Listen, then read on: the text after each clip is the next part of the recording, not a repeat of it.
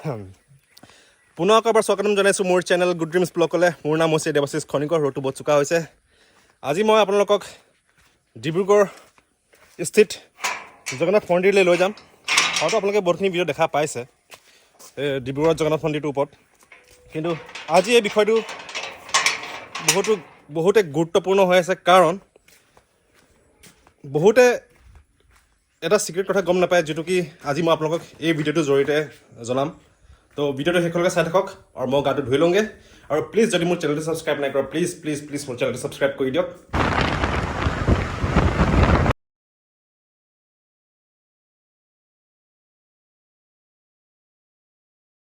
जय जगन्नाथ। चलिए आज आपको मैं स्वर्ग दिखाता हूँ। बिना मास्क के नो एंट्री। আৰু মন্দিৰটোৰ ভিতৰলৈ যোৱাৰ আগতে জোতা চেণ্ডেলে বাহিৰত খুলি থৈ যাব। ৱাও ৱাও ৱাও, বহুত সুন্দৰ। সোমাওঁতে আপোনালোকে বহুত ধুনীয়া স্তম্ভ দেখা পাব, বহুত বেছি ধুনীয়া। আপোনালোকক আৰু এটা কথা জনাই দিওঁ, এই মন্দিৰটো বখপৰা জগন্নাথ মন্দিৰ কয়, কাৰণ এই ঠাইডোখৰ নাম হৈছে বখপৰা। হয়, এই জেগাডোখৰ নাম বখপৰা হৈছে, আৰু এইটো আপোনাৰ ডিব্ৰুগড় ডিষ্ট্ৰিক্টৰ পৰা টাউনৰ পৰা 5-7 কিলোমিটাৰ দূৰত আছে। লকডাউনৰ পাছত ইয়াৰ পৰিৱেশখিনি বহুতখিনি সলনি হৈ গ'ল, বহুত বেছি ধুনীয়া হৈ গ'ল। আগতে ইয়াত ফুলে সজোৱা হোৱা নাছিলে, এতিয়া এইবোৰ এনেকৈ লগাই বহি বহুত ধুনীয়া কৰি দিলে।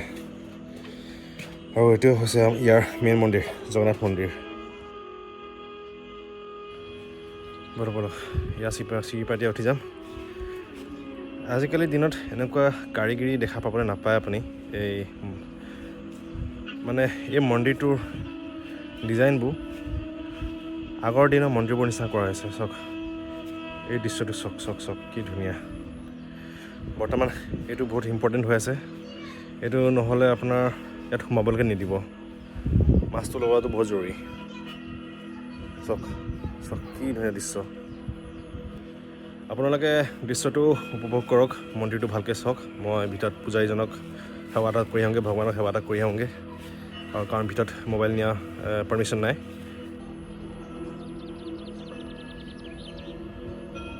এইবোৰ যে এতিয়া ধুনীয়া ধুনীয়া ছবি নিচিনা ইয়াত ৱালত কলাকৃতিবোৰ যে দেখা পাইছে, এইবোৰ এটা সঁচা ঘটনা হয়।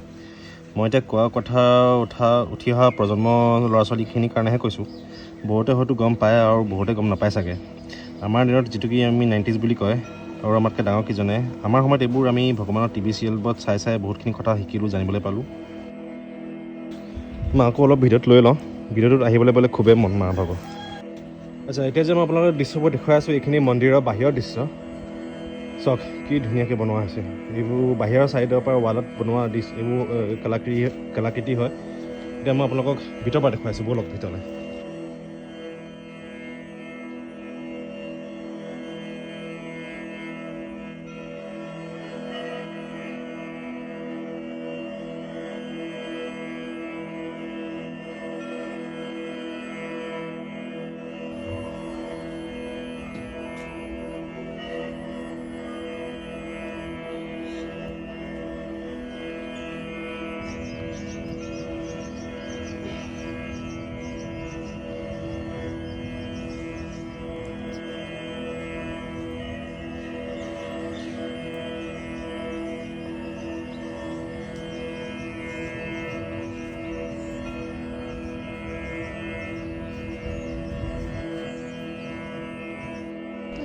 এয়াই যে ভব্য বিশালকায় মন্দিৰটো যে দেখা পাইছে, ইয়াতে আমাৰ শ্ৰী প্ৰভু জগন্নাথজীক বিৰাজমান কৰি থোৱা হৈছে। আৰু ইয়াৰ লগতে আপুনি ইয়াত বহুত বিভিন্ন মন্দিৰ দেখা পাব। আৰু এয়া হৈছে মা লক্ষ্মী মন্দিৰ। তেন্তে বলক এতিয়া পূজাৰীজনক আমি সুধোঁ যে আচলতে এই মন্দিৰটো ইয়াত বনোৱা, ইয়াত স্থাপনা কৰা মূল কাৰণটো কি আছিলে। আৰু সেই কাৰণটো গম পোৱাৰ পাছত হয়তো আপুনি মই শ্ৰদ্ধাই সেই মানুহজনক ধন্যবাদ জ্ঞাপন কৰিম, যে তেখেতে নিজৰ জীৱনকালত ইমান ডাঙৰ ভাল কাম এটা অসমৰ ৰাইজৰ কাৰণে কৰি গৈছে। असम को जो आदमी है जी, हमारा पूर्वोत्तर क्षेत्रों में असम आते हैं जी उड़ीसा से लेकर यहाँ से जितने नॉर्थ ईस्ट सब उड़ीसा माने पूर्व भारत में आते हैं जी। हमारा एक उड़िया गवर्नर थे जो जानकी वल्लभ पटनायक जी यहाँ में थे। जी। वो जब असम के गवर्नर हुए तो चिंता किए जो असम के कुछ गरीब आदमी पूरी जाकर भगवान का दर्शन कर नहीं पाता है। जी जी यदि हम यहाँ पर एक मंदिर बनाए देंगे, उसके बाद में यहाँ का आदमी जब पुरी जाने से भी जो जगन्नाथ जी का दर्शन होगा वही दर्शन यहीं पर भी होगा। जी जी गरीब आदमी के लिए दर्शन के लिए वो लोग क्या किया सोचा, और लाहौर में एक जगह छोटा मोटा जगन्नाथ मंदिर है जी और वो जगन्नाथ मंदिर में मैं भी पुजारी था। जी जी उसमें वो आए और बोले ये छोटा जगह में नहीं होगा, एक बड़ा जगह चाहिए। पृथ्वी माझी बोल के एक एमएल था लाहौर कंस्टिट्यूंसी का, वो रेवेन्यू मिनिस्टर थे। जी जी और शिवप्रसाद बागड़िया बोल के एक मारोड़ी आदमी थे, जी। वो भी देहांत हो गया उनका, जी। गवर्नर का भी देहांत हो गया। वो जी। लोग मिलके जी सोचा जो नहीं एक बड़ा मंदिर बनेगा, बड़ा स्पेस लेंगे।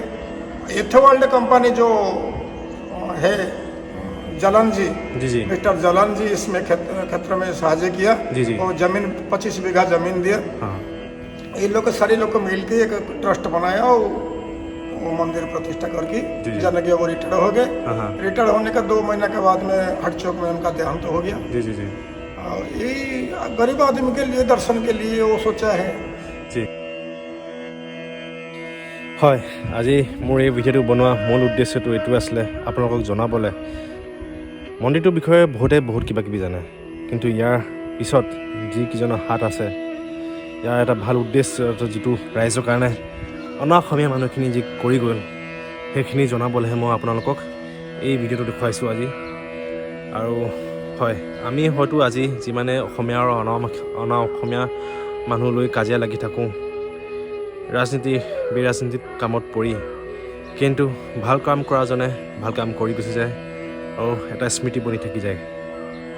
আৰু আজি আমি চবে মিলি তেখেতক অন্তৰৰ পৰা ধন্যবাদ জ্ঞাপন কৰোঁ, কাৰণ কেলৈ যোনকেইজনে আজি আমাৰ অসমীয়া ৰাইজৰ কাৰণে ইমান ভাল কাম এটা কৰি থৈ গ'ল, তেখেতসকল আজি আমাৰ মাজত নাই। কিন্তু আমি চবে অসমীয়া মানুহে মিলি তেখেতৰ আত্মশান্তিৰ কাৰণে প্ৰাৰ্থনা কৰিম।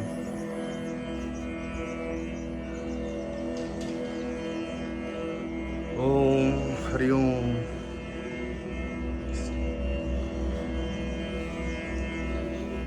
मैंने भगवान शिव जी के दर्शन कर लिए हैं। फिलहाल यहाँ पे अनुमति है नहीं वीडियो रिकॉर्डिंग की, लेकिन मैंने परमिशन ले लिया था।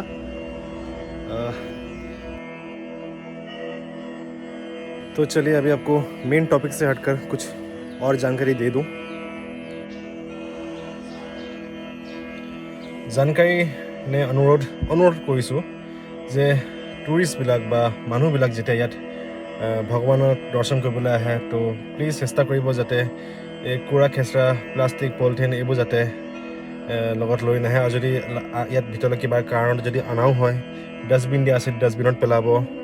আৰু তামোল পিক শিখৰ গুটকা এইবোৰৰ পিক নেপেলাব য'তে ত'তে, ধ্যান দিব। কাৰণ ইমান ডাঙৰ এৰিয়াটো চাফ চিকুণকৈ ৰাখিবলৈ বহুত কষ্ট হয়, বহুত সময় লাগে।